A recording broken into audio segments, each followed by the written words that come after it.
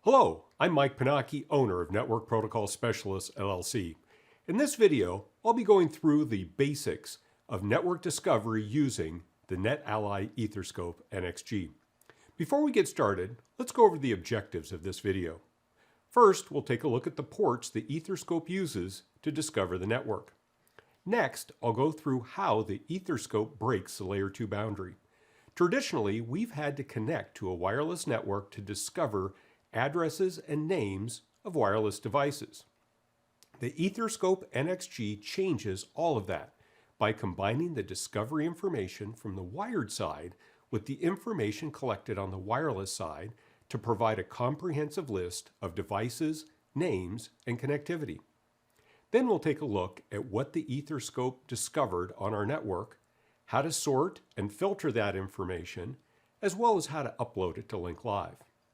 The EtherScope nXG has 4 ports that can be used for discovery and management purposes. To start with, we're going to use the wired management port and the wireless network port. This combination provides a quick and easy way not only to discover the wired side of the network, but the wireless side as well. Once the wired management port is connected to the network, it will use DHCP to obtain an IP address, default router, and DNS server. Of course, you can configure a static address on this port if the network being discovered doesn't support DHCP. I'm going to tap the Discovery app from the home screen to begin displaying the discovery information.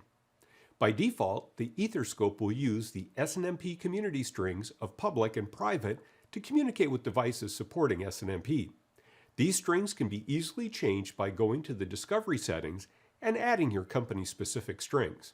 In addition to SNMP version 1 and 2, the EtherScope supports version 3 as well. As a wired network is being discovered, the EtherScope is scanning through the wireless channels, discovering the wireless network as well. Both the wired and wireless devices are added to the discovery screen. This is where the EtherScope begins breaking down the Layer 2 boundary. The information from the wired side, such as IP address, name, and MAC address, is combined with the BSSID, RF statistics, and AP associations on the wireless side.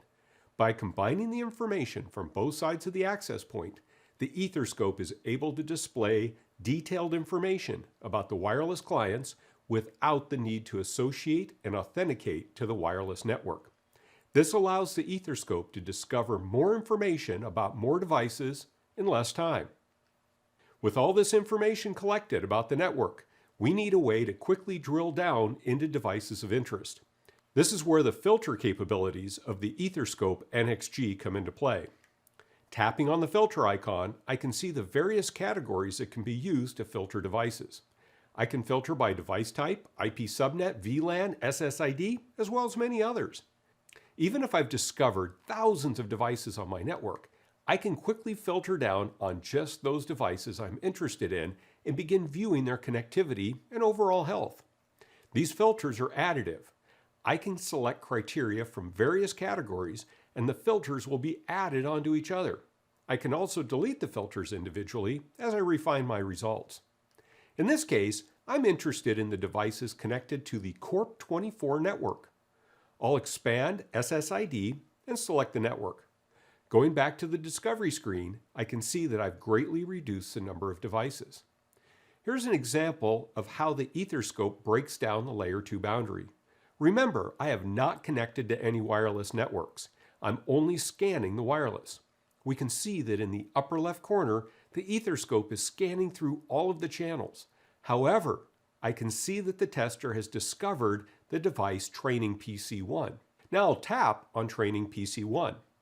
I can see the IP address of this device, the MAC address, the 802.11 channel, type, and even the access point it's associated to. In addition to filtering, the discovered devices may be sorted as well. This is accomplished by tapping on the sort field just above the device list. This feature is very useful in locating a specific IP address, device name, or MAC address. Now that I'm done checking out the discovered devices, it's time to upload the discovery information to Link Live. Tapping on the 3 dots in the upper right corner, I can see the option for uploading to Link Live. As with the other uploads, I have the option to add a name, comment, and job comment. Tapping on Save to Analysis Files will upload all of the discovery information. Let's jump over to Link Live and take a quick look at the information that's uploaded. We can see the discovered devices. As I click on a device, the detailed information about that device is displayed. Clicking on the Action button in the lower right corner of the screen provides a means for me to export the discovery information as either a CSV file or a PDF. In most cases, discovering the network is as easy as connecting the wired management port to the network and letting the EtherScope nXG do all the work. Once the discovery is complete, you can easily upload it and generate a report for documentation and troubleshooting purposes. Be sure to check out the other videos on how to get the most out of your NetAlly EtherScope nXG.